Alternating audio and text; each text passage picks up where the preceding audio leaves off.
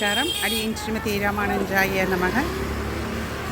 ஸ்ரீரங்கத்தில் ராஜகோபுரம் நுழைஞ்சதுக்கு அப்புறமா, அதை தாண்டினதுக்கு அப்புறமா ஒரு கோவில் இருக்குது. அப்புறமா ராஜகோபுரம். இந்த ராஜகோபுரத்தை தாண்டின உடனே, அதாவது கோவிலுக்கு போகிற வழியில் முதல்ல ஒரு நாலுகால் மண்டபம் வரும். அந்த நாலுகால் மண்டபத்துக்கு இடது கையில் பார்த்தேன், இடது கை பக்கம் பார்த்தேன் அப்படின்னா அங்கே திருக்குறளப்பன் சன்னதி, கமலவள்ளி தாயார் சன்னதியில் திருக்குறளப்பன் சன்னதி அங்கே இருக்கும். கடைகள்லாம் இருக்கிறதுனால நமக்கு அதிகமாக தெரியறதில்லை. இதோ பாருங்க கோவில். இதுக்குள்ளே போனேன் அப்படின்னா அங்கே பத்ர நரசிம்மர், அதாவது தூணில் எழுந்து அருள்பாலிக்கும் நரசிம்மர், அதே போல் 4 கரண்கள்லையும் 2 கையில் சங்கு சக்கரம், இன்னொரு 2 கையிலையும் சங்க சக்கரத்தோடு அருள்பாலிக்கக்கூடிய நரசிம்மர், உள்ள கமலவள்ளி தாயார் வாமனமூர்த்தியாக, அதாவது திருக்குறளப்பன் வாமனமூர்த்தியாக பெருமாள் ஸ்ரீமன் நாராயணன் நமக்கு காட்சி தருகிறார். ரொம்ப அற்புதமாக, ரொம்ப அமைதியாக, ரொம்ப நல்ல வைப்ரேஷனோட அந்த கோவில் இருக்குது. அதை தவிர ஆழ்வார் ஆச்சாரியர்கள் உள்ளுக்குள்ளே எழுதியிருக்கிறார்கள். அவசியம் நீங்கள் அடுத்த முறை ஸ்ரீரங்கம் வந்தால் நீங்கள் இந்த கோவிலுக்கு வாங்கும். இந்த வாமனமூர்த்தி யார் அப்படிங்கிறத நம்ம இப்போ பார்ப்போம். பெருமாள் தசாவதாரம் எடுக்கிறார், இன்னும் கல்கி அவதாரம் எடுக்கலை. அந்த 9 அவதாரத்தில் 5வது அவதாரம் வாமன அவதாரம். இந்த வாமன அவதாரம் எதற்காக எடுக்கிறார் அப்படின்னா, மகாபலி சக்கரவர்த்தியோட அகந்தையை அழிக்கணுங்கிறதுக்காக எடுக்கிறார். மகாபலி சக்கரவர்த்தி ஒரு யாகம் நடத்துகிறாராம். அவன் என்ன பண்ணுறான், மகாபலி சக்கரவர்த்தி அவன் எல்லா உலகையும் ஆண்டு கொண்டு இருக்கிறான். அவனுக்கு அகந்தை இருக்கிறதுனால அதை அழிக்கிறதுக்காக வாமனனாக அவதரித்தார்னு பார்த்தோம் இல்லையா. அவர் மகாபலி யாகம் நடத்துகிறார். அந்த யாகத்துக்குள்ள எம்பெருமான் வாமனமூர்த்தியாக பயங்கர தேஜஸோடு இருப்பாராம்.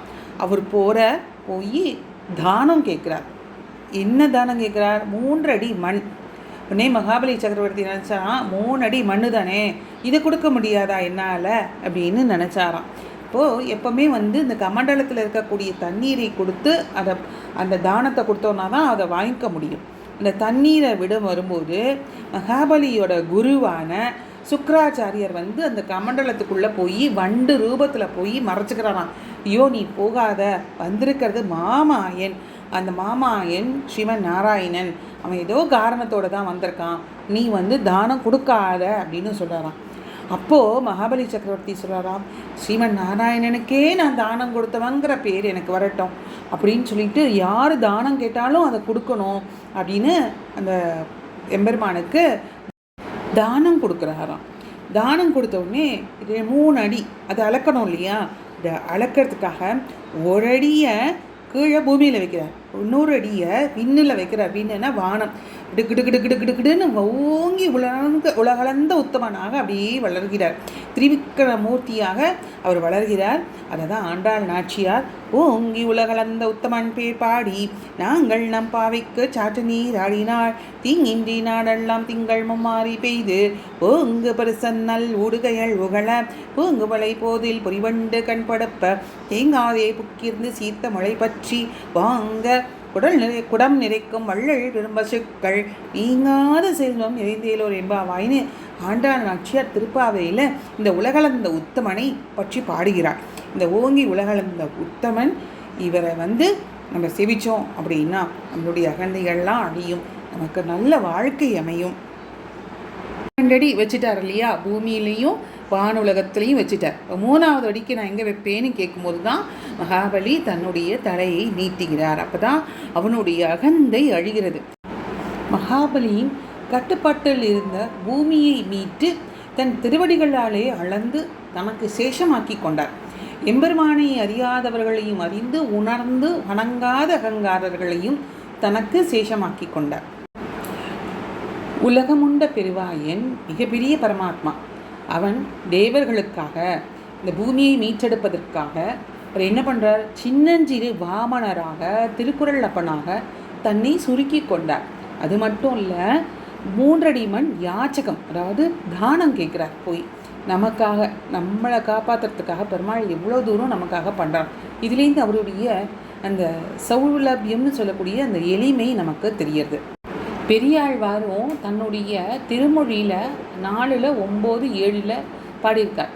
குரட் பிரம்மச்சாரியாய் மாவலியை குறும்பதைக்கு அரசு வாங்கி இறைப்பொழுதில் பாதாளம் களவிருக்கை கொடுத்துகந்த எம்மான் கோயில் எரிப்புடைய மணிவரை மேல் இளஞாயிறு எழுந்தாற்போல் அரவணையின் வாய் சிறப்புடைய வனங்கள் மிசை செழுமணிகள் விட்டரிக்கும் திருவரங்கமே.